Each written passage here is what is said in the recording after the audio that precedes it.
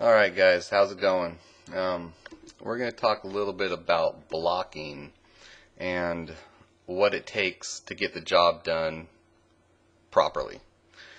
The first thing that I look at when I'm working with a catcher is his setup.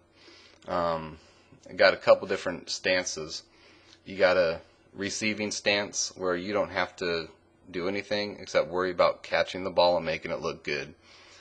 You're in your receiving stance when there's nobody on base or less than 2 strikes on a batter. Then there's a ready stance, and the ready stance is exactly what it is. You have to be ready to get things done. You gotta be ready to block the ball, and you gotta be ready to throw somebody out if they're stealing. So you're obviously in your ready stance when there's runners on base. One other time that you gotta be in your ready stance with nobody on base would be with 2 strikes if you're in fact playing the drop third strike rule. So be aware of that as well. So I got these couple clips here, and I'm just going to show you the differences in the 2 stances. The one over here on the right side is basically a receiving stance, and I'm just going to go through it and show you how I get to each position. So this is after I give the sign, then I start to move a little bit. Okay.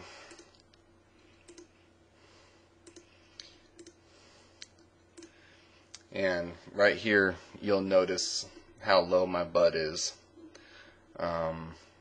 It's down here, and my knees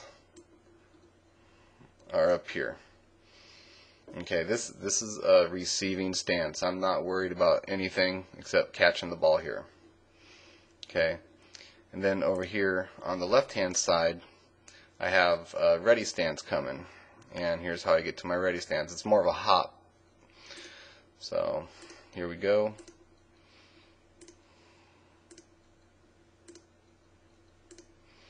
Okay, and there's my ready stance.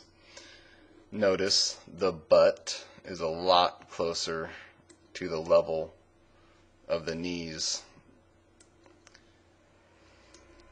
Okay, and your butt could even be a little bit higher than mine was right there. The fact of the matter is, in this position here on the left hand side of the screen, I'm actually ready to make a move. So you got to make sure that you're in the correct position. If your butt's down, like over here on the right hand side, it's not going to happen. You're going to have a real tough time blocking, because in order to go get your knees down from this position over here, you're basically going to have to come up before you go down, and that takes time, and we don't have a lot of time. Okay, the other side over here, basically I'm already up, so all I gotta do is go down from that point. 2 different ways you could do it. You could kick your feet back, or you could fall forward to your knees. It's your own personal preference. I'm not here to say one way is better than the other. Whatever works for you is good enough if you're blocking balls. Okay. One thing to notice here is the angle of my feet in my ready position. They are, let me get rid of that, make my line. They are at this angle. Okay, basically, you know, I'd pretty much say you want them angled down the lines, and the reason for this is when you're blocking, you want to drive, let's say for instance I'm going to block a ball to my left. I'm going to want this knee right here to go down. It's going to go down that way. Okay, and this knee over here is basically going to drive that way. So one of the things that I look for is what knee hits first. In this instance, if you're going to your left, you're going to want your left knee to hit the ground first. I see all too often they'll drive from the right side this way, and that knee will get down before the left knee, and that is improper. When you're driving, you want to push off from your right leg and drive your left knee straight down. The way the feet are angled allows your knee to get over your foot in a position to where you're not going to lose your balance and fall on your butt. I've seen it hundreds of times.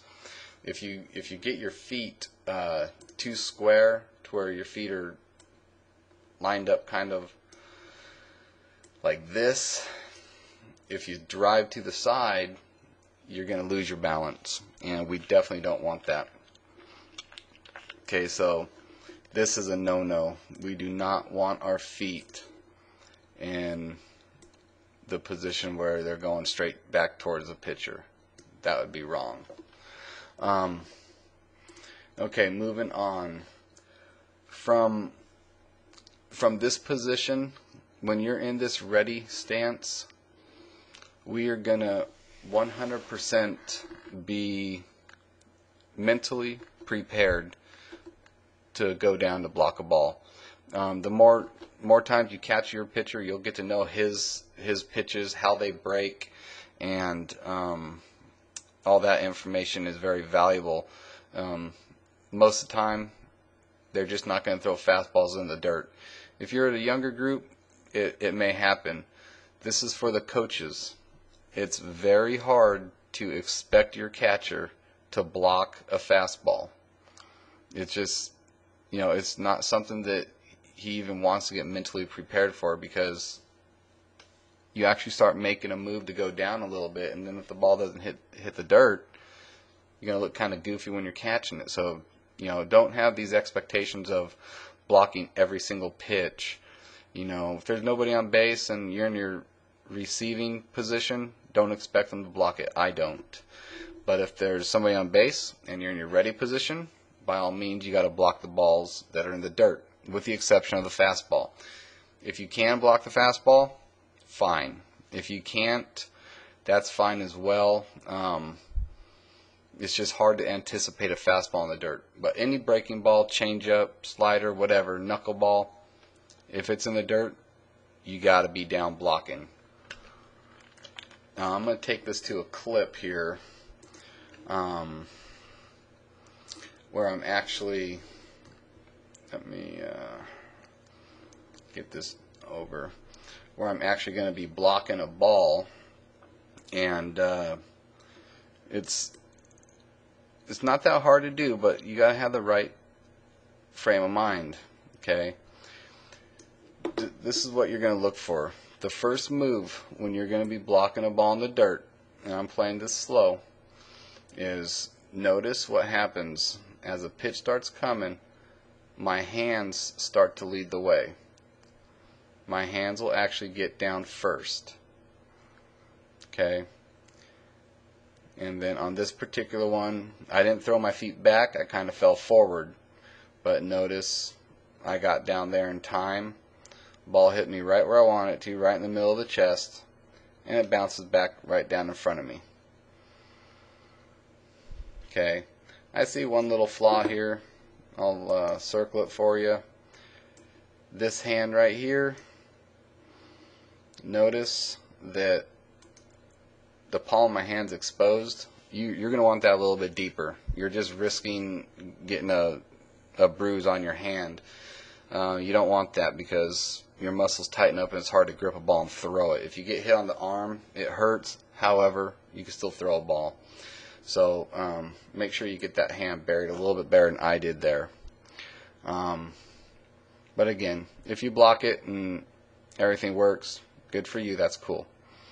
But yeah, this is it. I'll play it a little bit quicker for you here. You can see starting, I'm into my jump, I'm getting ready. Pitch is getting ready to be thrown. And I'm going to go straight down to it. What we don't want to do is get down and pull up. See, as that ball is coming, I am on my way down, and as the ball's hitting me, nothing's coming up. It's necessary to do. For a lot of kids, it's hard just because there's a little teeny bit of fear in there.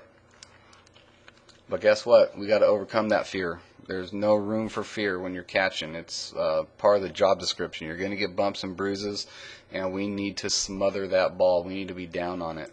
If we're coming up when that ball's coming and we're trying to pick it, it's not going to work. Every once in a while you'll get the job done, but it's not proper. And just when you least expect it, that ball's going to bounce off your glove, go to the backstop, and the winning run for the other team is going to score. And it should have been a ball that was easily blocked.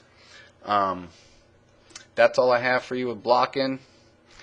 I hope you guys liked it, and keep the requests coming. Have a good day. Bye.